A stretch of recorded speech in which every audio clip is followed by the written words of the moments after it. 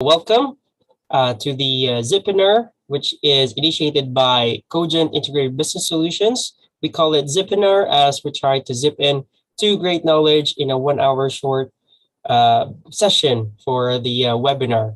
So thank you again for joining us every Wednesday. And we welcome you to the new session that we have, which is two new topics and two new wonderful speakers that we have today. And we would like to introduce the first topic that we have in line. And for sure, this will give you a different view of the forest. So we have the first topic, which is technology in working forests. To evolve constantly and keep up with it only makes forest management better. So this will be delivered by a good speaker, which is Shruti Srinivasan. And she is a geospatial analyst, UAV pilot, and a lecturer. And also, uh, so she is a geospatial analyst with the Texas A&M Forest Service, TAMFS, and an FAA certified remote pilot in command. She is also a lecturer at Texas A&M University and teaches geographic information systems for resource management course.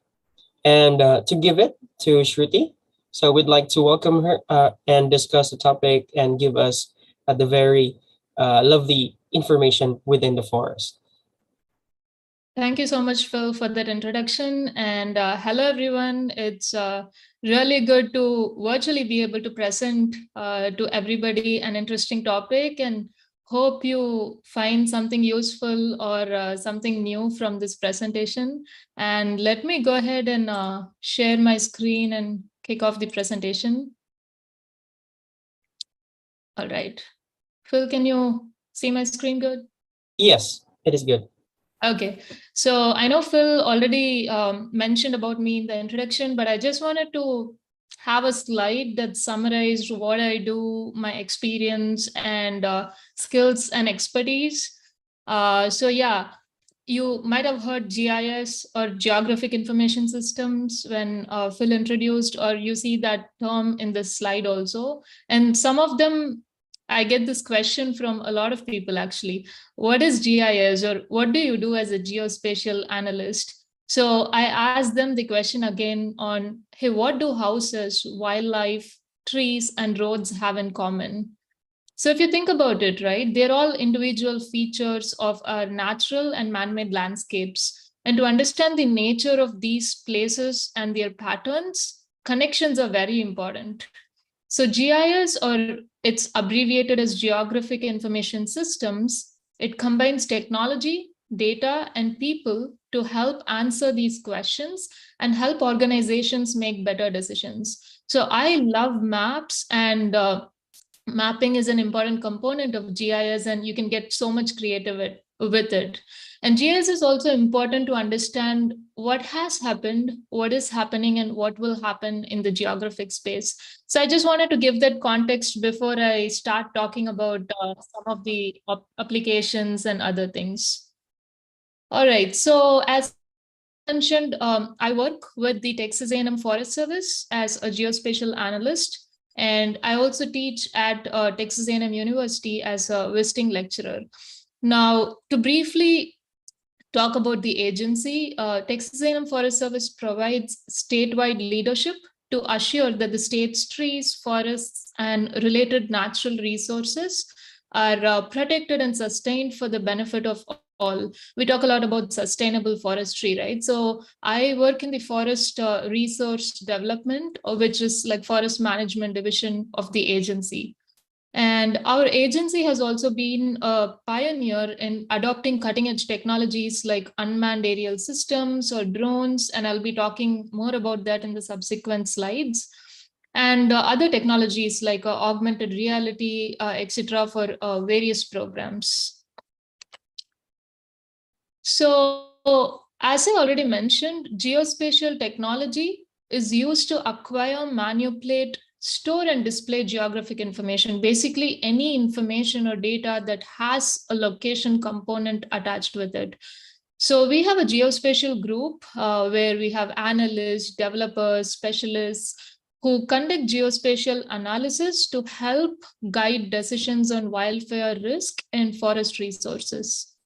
And we actually host our applications under these three main portals. So one of it is Texas Interagency Coordination Center. The second one is Texas Forest Information Portal, and the third one is Texas Wildfire Risk Assessment Portal. And I know like most of our applications are focused on Texas because that's the state agency that I work with, but you can definitely grasp some ideas or concepts which you can implement in any area as well.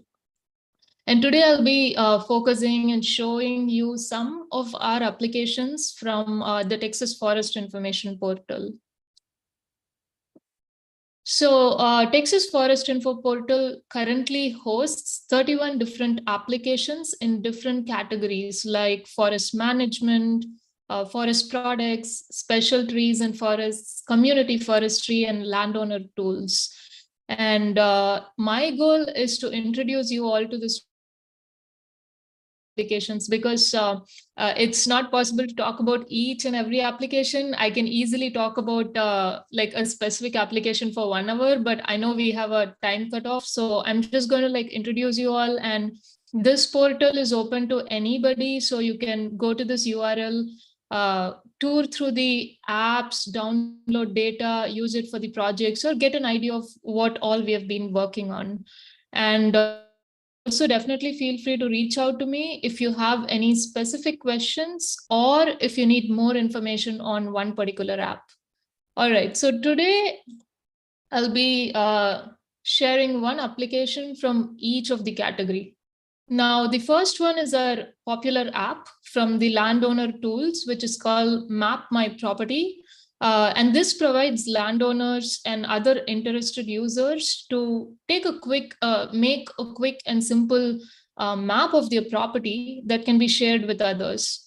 So in Texas, a lot of the area is private and some landowners have big properties and they are interested in this tool where they can get access to a lot of options in the app. So once you launch this, and I've also provided the URL here, all the applications have a tour that will introduce you to the different tools, the help, and how you can use it.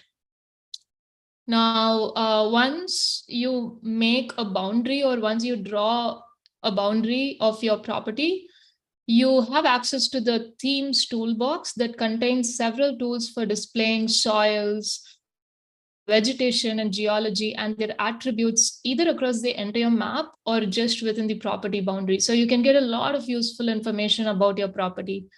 And you also have the export to PDF tool that allows you to create a printable PDF map matching the contents of your browser. There are a lot of other tools, but I'm just like highlighting on a few. There is this swipe layers tool, which is pretty interesting, which will allow you to interactively compare two different imagery layers for the state of Texas. So it tells you like how your property looked 10 years back or 5 years back, depending on the available imagery. And you can see how it's in the current situation or the current year. And next, we'll see an application from the community forestry or forest management category. So as some of you might know, Texas continues to experience significant population growth. And depending on wherever you are, whichever country, there might be cities that might be experiencing a population growth, right? Now, growth has a positive effect on a city's economy and can keep it viable. At the same time, haphazard urbanization can negatively affect a community's urban tree canopy and the quality of life. So this particular application or website like Urban Tree Canopy, it provides some very useful information where you can access and download data and different reports.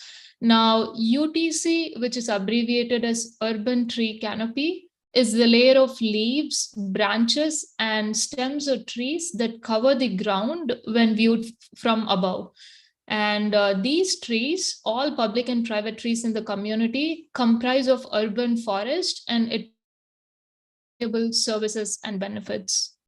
Now, what we did in our study is we used available leaf-on aerial imagery, which was collected from aircraft or LiDAR data. LiDAR is just laser scanning data.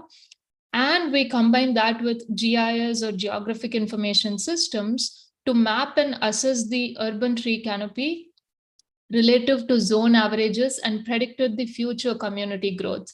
Now, for this project, we used a lot of geospatial AI.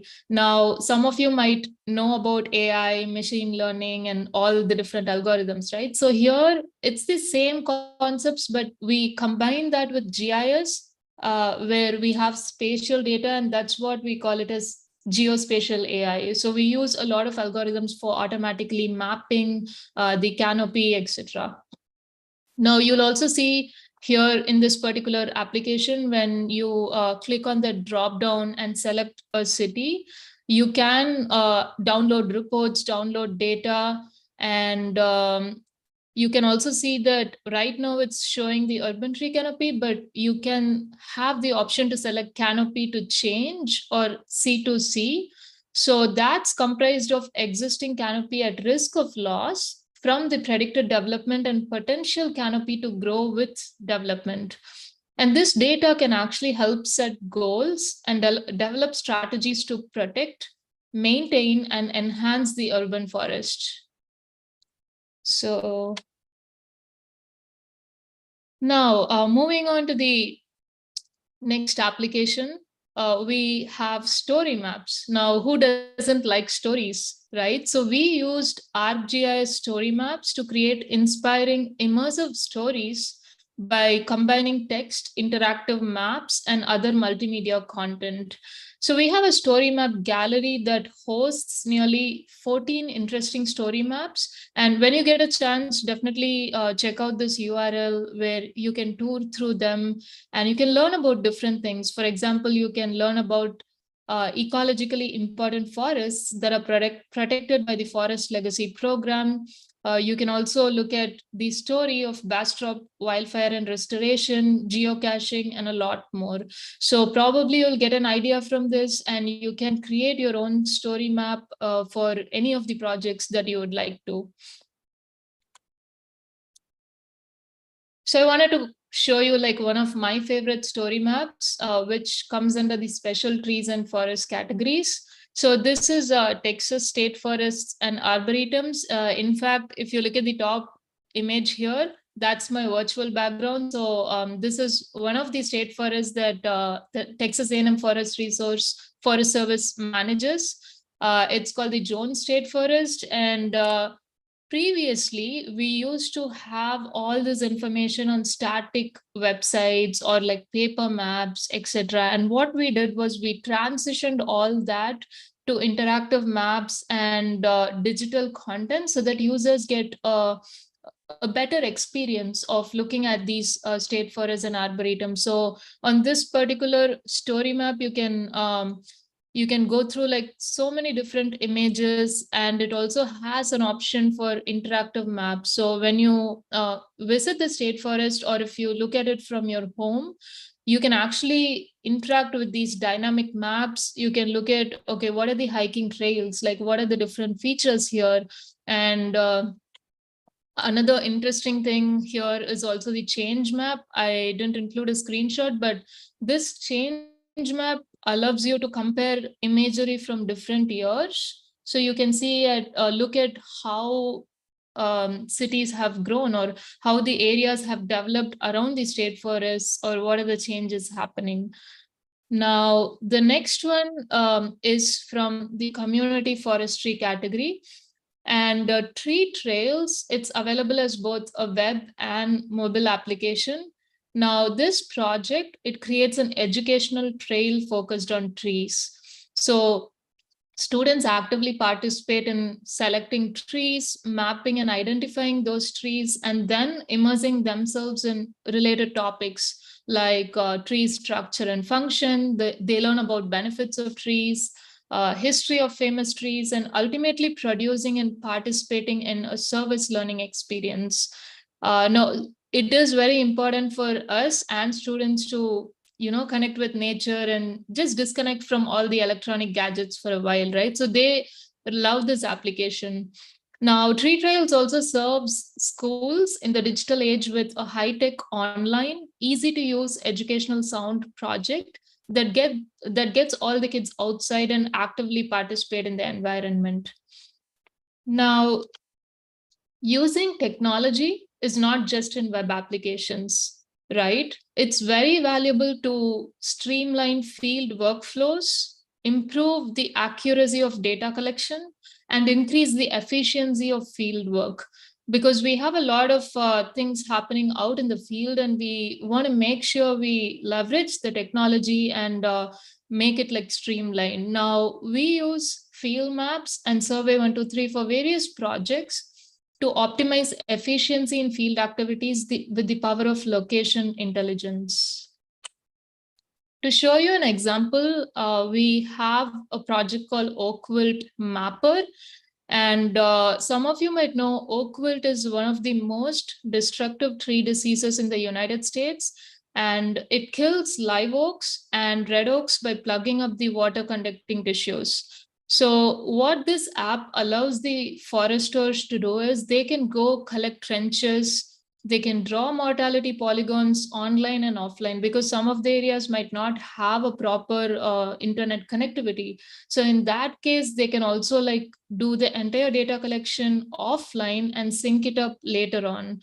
So this data that they collect, it feeds into a live real-time dashboard, so which allows us to monitor things from the offices. Now, another example which I wanted to show you is the Urban Forest Strike Team.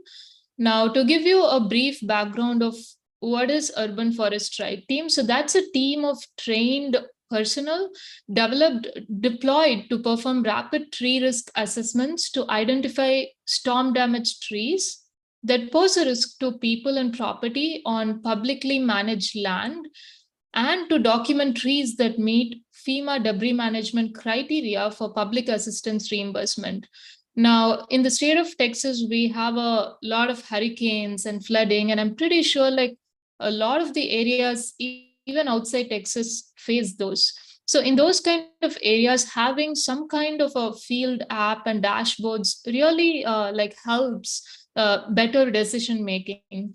Now, geospatial data and technology are valuable for the post-disaster impact assessment and recovery efforts following a tornado or hurricane, as I just mentioned, right? So this particular application, what it helps us is during field work, the strike teams, they record the storm damaged trees using these field maps. And as you can see in this screenshot, this is an example from Hurricane Harvey, where we developed this, and the foresters, the strike team, were able to record all the data, and that fed into a dynamic dashboard, which was used in real-time tracking of the team in action, so that we can, like prioritize where the teams have to go and kind of monitor what kind of data has been collected, how much data has been collected, things like that.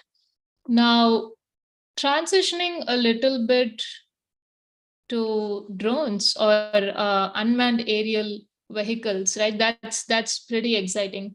Now, did you know that drones or unmanned aerial vehicles are an important tools used by natural resource professionals to gain insight into forest health issues, wildfire or disaster response, and habitat management?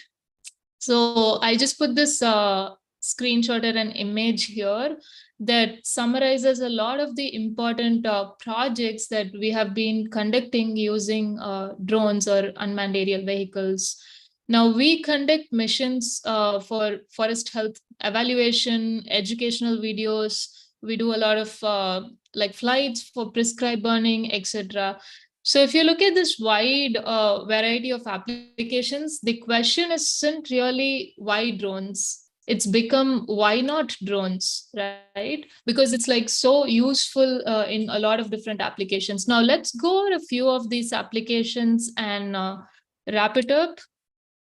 Now, I wanted to start off with wildfire suppression. So, drones support firefighting operations by providing an overhead view of the scene of the fire, which gives firefighters real time information about how a fire is unfolding. Also, when a fire is starting to die out, it can still contain smoldering hotspots that are invisible to the naked eye, as you can see in the image here. Now, the top image is from an optical or visible camera, and the bottom is from a thermal or an infrared camera. So when you have that, you can clearly see some of the hotspots, and that can help firefighters make sure to avoid these kind of hotspots. Now, another application or another project that I wanted to show you is cone inventory analysis. So that's one of my favorite drones. It's the Metri 600, and we have a thermal camera or thermal sensor like mounted on it. Now, a background about this project, managers of loblolly pine orchards, they often require an estimate for cone inventory in order to schedule and allocate resources for harvesting and other breeding related tasks. Now, in those kind of scenarios, the manual estimation of pine cone counts is very labor intensive and time consuming. And the other thing is, like, when they have heavy equipment such as boom lifts, that can facilitate the cone estimation, but impact the tree health and cone yield due to soil compaction and increased traffic in the orchards. So in this project, our goal was to develop efficient methods for estimating the pine cone inventory based on cost-effective platforms such as small UAS.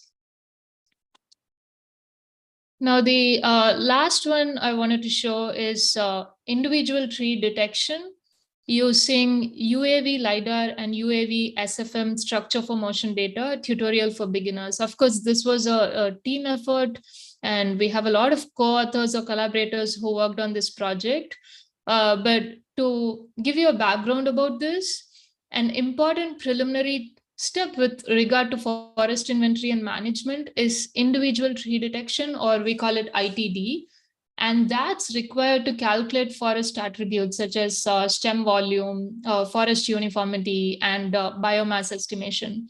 So in this particular study, we actually provide a step-by-step tutorial for performing individual tree detection using low-cost UAV-derived imagery and also like a high-density LiDAR.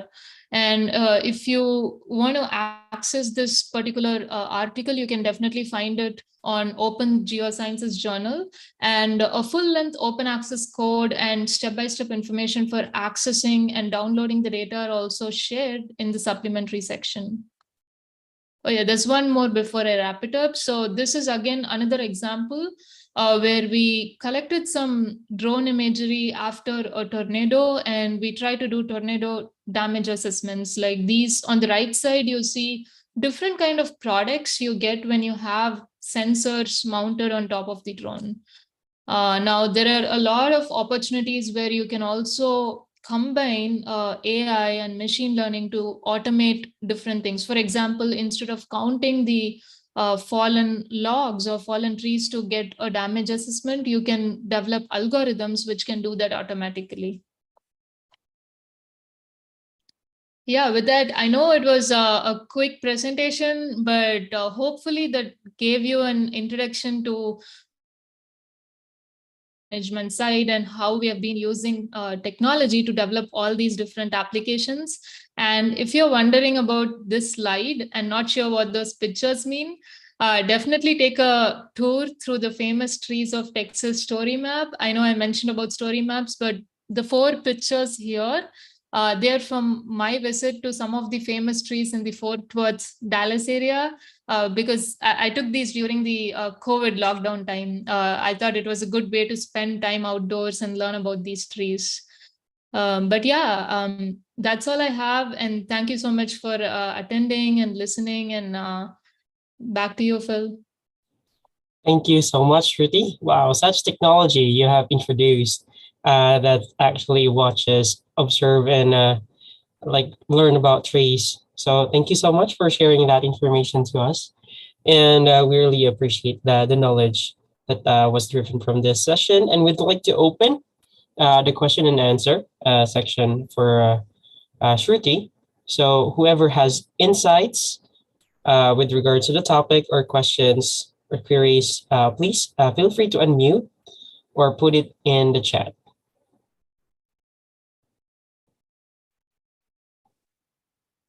Hi, Shruti. Great presentation. This is Ravi Nimagada from New Jersey. Thank you so much. So I generally have a couple of follow-on questions leading to some interest. The kind of data that you are gathering largely is from the visual or thermal type of sensory.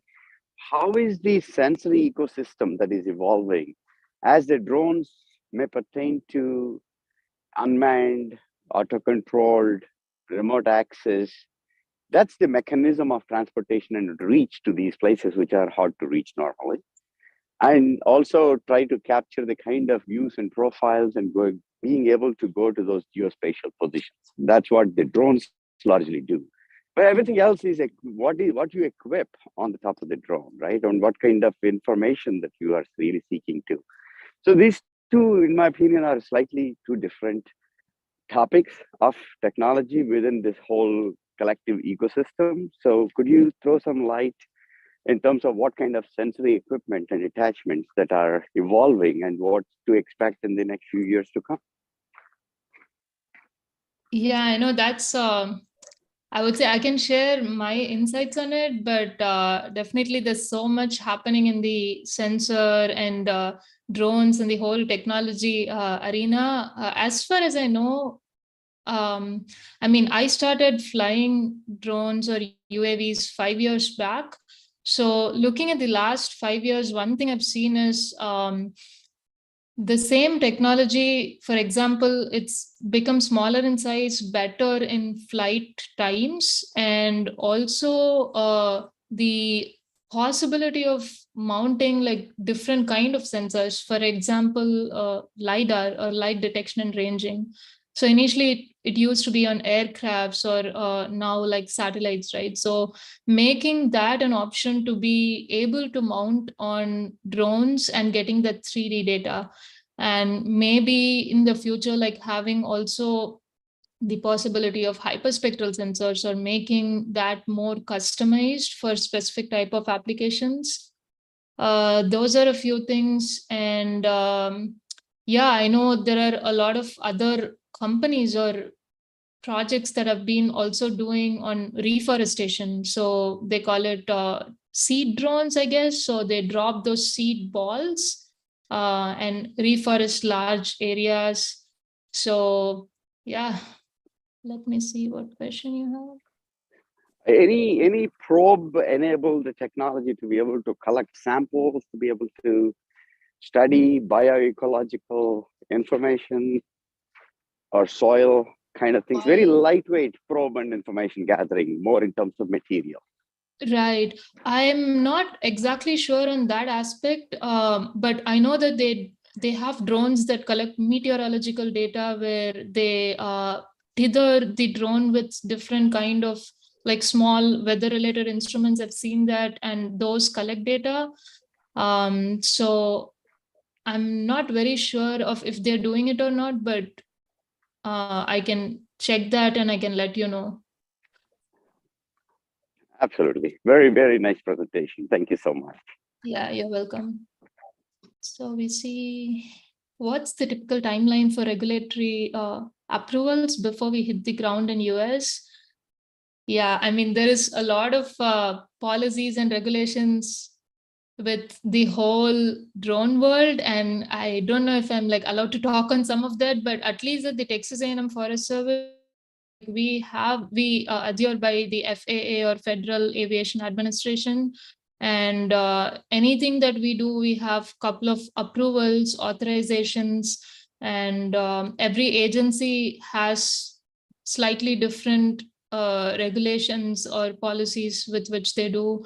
So I don't think I can answer that in specific. So the other question we have is, what's the spatial accuracy expectation for drone-based feature capture? So yeah, I mean, the spatial resolution is very high. You can get it even in inches. So it's a really good spatial resolution compared to aircrafts or satellites for sure. And the spatial resolution or spatial accuracy also varies with the height at which you fly the drone. At least in the US, you're allowed to fly 400 feet above AGL, above ground level. So if you fly at 100 feet versus 300 feet, the spatial resolution varies. So the lower you fly, the better details or the more accuracy you will get.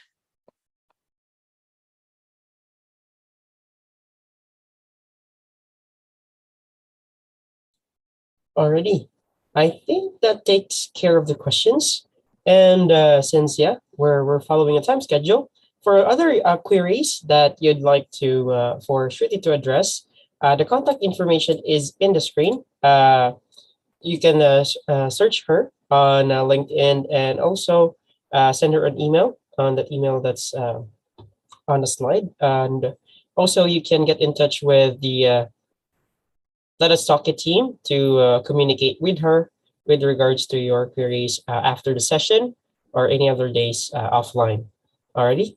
So thank you so much, Shruti, for that valuable information, and really appreciate the knowledge that you have shared to us. And moving on, we have next topic for today's discussion, which will also be a very interesting and really life realistic uh, topic that will be given to us. So the next topic is, hold on, let me just check. All right, so that's inspiration or motivation. So how do we remain motivated and inspired in difficult times? So this will be given to us by Mohit Kanadi, which is a multilingual business professional with more than 15 years experience in project management and strategy consulting across functions and industries. So he holds a bachelor's degree in mechanical engineering from India, a master's degree in mechatronics from Germany, and an MBA in international management from France. So really a handful of a person. So well, without further ado, let me just deliver the floor to Mohit Kanadi to give us the topic that he has chosen to share with us. Okay, all right. Thank you very much, Phil, and I really appreciate having introduced to me. And I think you are really doing a great job, because I also saw a few interviews on YouTube, and they are really interesting. And in fact, whatever I have learned from Shruti today was also amazing. So thank you very much for this opportunity as well. And I think what I can do is, of course, Phil has introduced me shortly, but at the same time, I think I can also use Shruti's drone to to introduce myself once again. Can you see my screen? Yes, it's visible. All right, thank you very much. So I'm just going to share my personal and professional journey, as you see on the screen, and along the way, I will also share some things which I have learned from my personal as well as from professional experience, and it would probably give you some input to get inspired as well. So as you see on the screen, it's a very fantastic journey for the last 20 years. But I think that it's also important to see what has happened behind the screen. Yeah, so that's why I thought maybe I can, go step by step. So back in India, as mentioned by Philip, I pursued a bachelor's degree in mechanical engineering. But at the same time, it was also a crucial time on my personal level because of my father's death. Yeah, I faced a lot of financial challenges, and I did not know what to do next in my life. And I was really miserable, and I was absolutely just like an unguided missile in this world. But later on, I got exposure to German language, and eventually in the year 2005, I came to Germany. So I'm currently located in Germany. But at the same time, as you could imagine, when a person moves from one country to another country, especially from Asian continent to the European continent, where you have the drastic change in the weather, and also the different aspects such as food, weather, the way of the behavior of the people, and so on. So I experienced a lot of cultural shocks and a lot of challenges at the beginning when I trying to communicate effectively with the people. And it also led to a very disastrous situation because of which I got a lung infection, and I was hospitalized for 64 days in the hospital. And I think that that was a pre-pandemic situation which I have experienced long time back, because I was absolutely isolated in that hospital in my room, and the doctor could not speak English. I could not speak medical German. So I had a unique situation at that point of time. But nevertheless, I think when I look back, when I reflect, I think I became more humble. I became more empathetic. I became more thoughtful when I connect with the people, when I talk to the people. So I think I hit the bottom rock at that point of time, and that really gave me a sense of opportunity to reflect on my experiences and what did I do wrong and what I should focus on in the future. Moving on, in the year 2008, I finished the master's degree, but I think some of you might be knowing that it was the time of the financial crisis in the year 2008-2009. So in that zone of time, I had several things happening at the same time, such as I experienced, the relationship crisis, and also I lost a job during the economic crisis. And eventually I was really struggling because of the situation of the economic crisis. Nevertheless, I was associated with very good people around me. I kept myself on the toe to become more and more, thoughtful about taking the actions. And eventually I got a job just 1 month before my visa got expired. So I was really, on the oxygen to get some kind of, opportunity to make sure that I continue my professional journey. Along the line, almost for the 10 years, I worked as a profession in the project management, change management, and so on. And of course, I also realized the significance of the emotional intelligence in the corporate world during my 10 years of experience. And then I took a very courageous decision at the later stage of my 30s. And I decided it's a good time to pursue an MBA in international management. And that's why I moved from Germany to France to pursue my MBA degree. But as you all know, and as you already have experienced, I was also the part of the pandemic, and eventually I experienced again the financial challenges and also the professional challenges, where I really felt very isolated, very disappointed.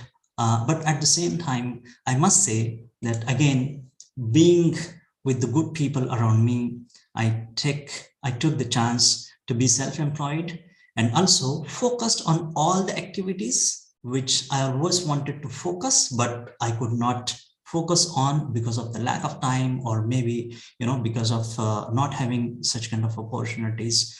So one thing which I have realized during the pandemic is very often we complain and say that, okay, I want to do this and that, but eventually I do not have the time. And I thought maybe the pandemic is the best time to invest on something which I really wanted to do. And as a matter of this fact, I did a lot of Toastmasters sessions. I connected with a lot of professionals from different professional and cultural backgrounds. It also led me to be a lecturer for the intercultural communication at Aachen University of Applied Sciences. And nevertheless, just like everyone, as you could imagine, it was a really challenging time. I was also feeling a little bit depressed and a little bit disappointed. And that's why I also got my attention towards the mindfulness, and I became the certified mindfulness trainer. And as of now, as you could see, that I think that I'm a more balanced professional with a lot of things in my bag, such as I have the engineering background. I also do have the background from business management, and nevertheless the bunch of soft skills. So actually, the intention to show all these things is to make sure that it's really important to see how the journey of one person can happen and what kind of things would probably go wrong, and then how we can stay motivated in the challenging time.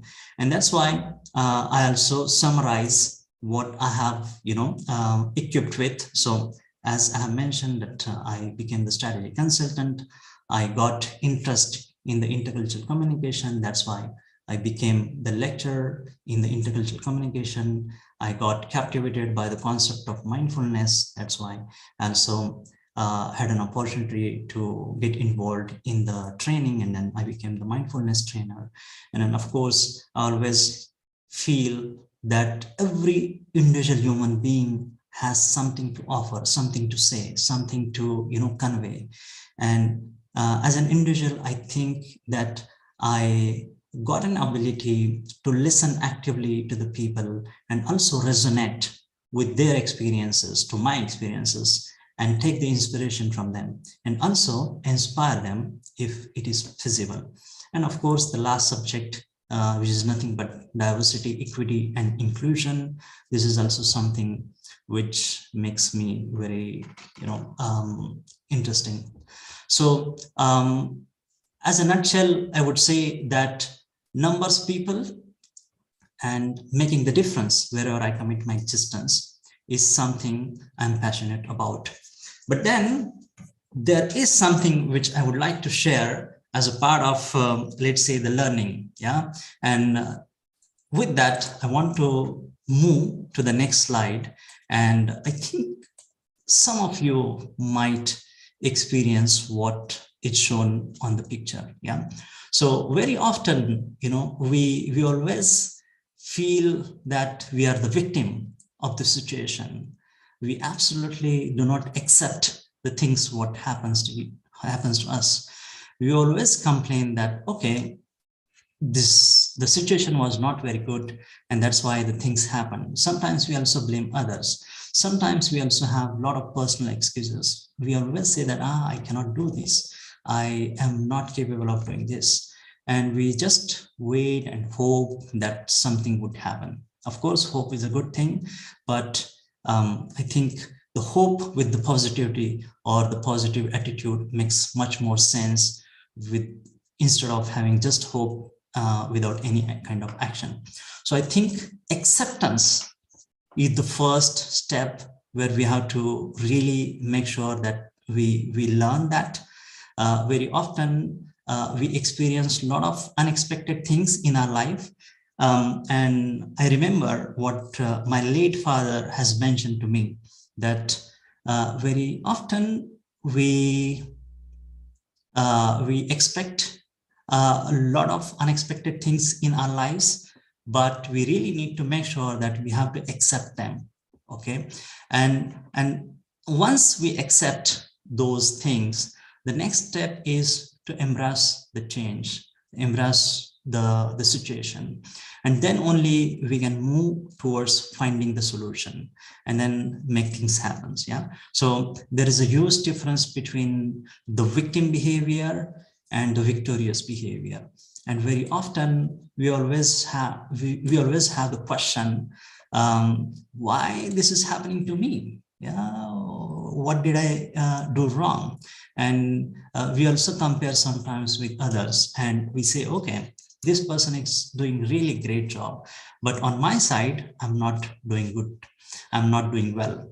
And that's why I think it's really time to stay very alert and reflect on what we think and what we want to do in our lives. And I just want to give, the different perspective to change this question and ask ourselves, try me instead of why me? Yeah, because I remember one of my friend's father, he says that, if you are experiencing a lot of challenges, make sure that the mighty power or the God is giving you an incredible role, because you really, are capable of taking all the challenges in your life. Yeah. So this is the first question, which I would think makes a lot of sense to, to ask ourselves. Next question, we always say that, okay, you know what? I have a lot of big problems, So I always think that instead of telling ourselves how big our problems are, maybe we can tell our problems how big we are or how big I am. Yeah. If we go and reflect on our own personal journeys, yeah, you can definitely realize that we have achieved much more than what we have thought we would have achieved. Yeah. So always, I mean, this is my personal opinion and also, personal observation, that at some point of time, I was not hoping even to go for engineering. But now I think that I got degrees from 3 different nations, and I got an opportunity to communicate and also live with different people from different cultural and professional background. So it made me, more empathetic, more knowledgeable person. Yeah. So I think it's a really change of perception. So instead of telling ourselves how big my problems are, maybe we can rephrase that question and tell our problems how big I am, how big we are to handle all these problems.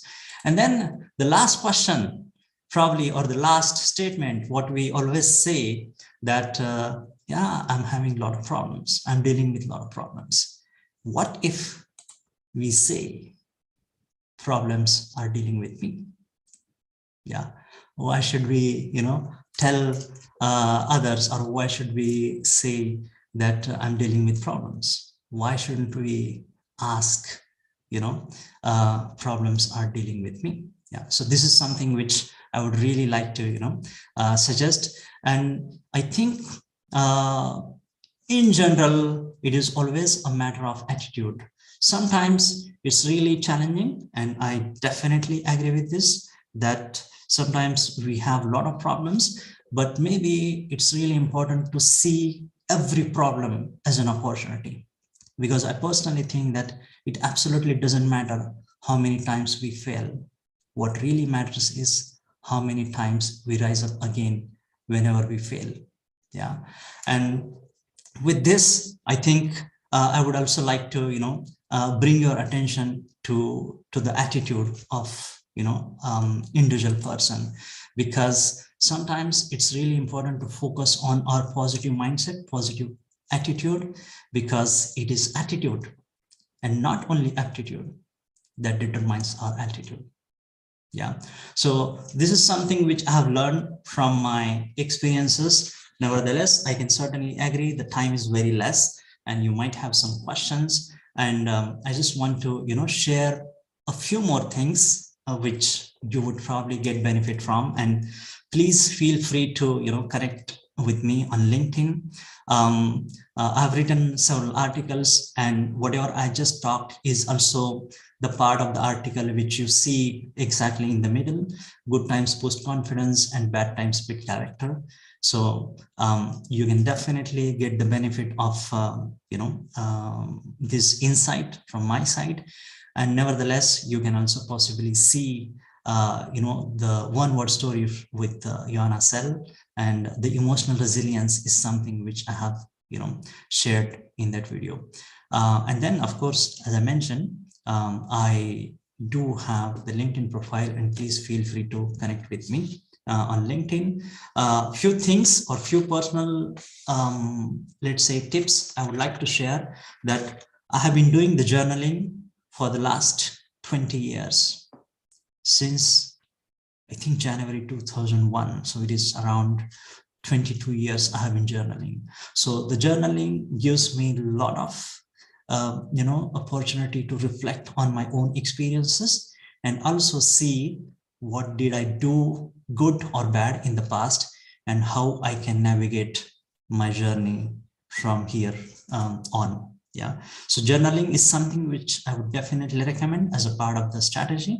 Then secondly, I think it's really important to have good friends in terms of books with us. So I read a lot of good and inspirational books, which also give me a sense of, peace, that I'm learning all the time. And then, of course, I would say that please focus on your individual goals, because I firmly believe that if we fail to plan, we plan to fail. Yeah. So please make sure that you take a little bit of time to invest in your own likings, in your own interest, in your own passion, so that you can have a better fulfillment of life. With this, I think I'm on time, and I stop here now. And thank you very much for your valuable time. And I'm absolutely open to any kind of questions you may have. And if we do not cover everything at this point of time, please feel free to connect with me on LinkedIn, and then I'll be happy to share more insights with you. And more importantly, I'm interested to learn about your stories. Thank you very much. We appreciate everything that you have shared to us, Mohit. Thank you so much for that valuable experience that you have given to us, with which relates to motivation and inspiration. So, as mentioned, we are opening the section for Q&A, or question and answer, towards our speaker. So, yeah, if you have any insights or opinions regarding the topic, please feel free to open your mic or put it in chat. Yes, hey Mohit, that's a wonderful presentation. Especially like the way you put things very simply, visually, to get the message, across. So thank you for the wonderful presentation and your life story. Thank you very much. I appreciate it. And in fact, I believe that every person has a story. Yeah, every person has something to share. Every person has something to convey. It is just that we need to be very, open, and sometimes also vulnerable, to share our own emotions, to share our own stories with the people who would probably appreciate and resonate with our experiences. And we always have the opportunity to learn from each other. Thank you very much. Wonderful. So that was Srini, the CEO of Cogent IBS, who is behind the Let Us Talk It initiative to share knowledge. And we have Shruti, who typed the message. Mohit, thanks for sharing some important nuggets along with your personal testimonies. So definitely, information is everywhere, and it can be searched over the internet. But with your experience with that data experience firsthand, you being a seasoned professional, it really does hit different and gives much more motivation to those who hear the message.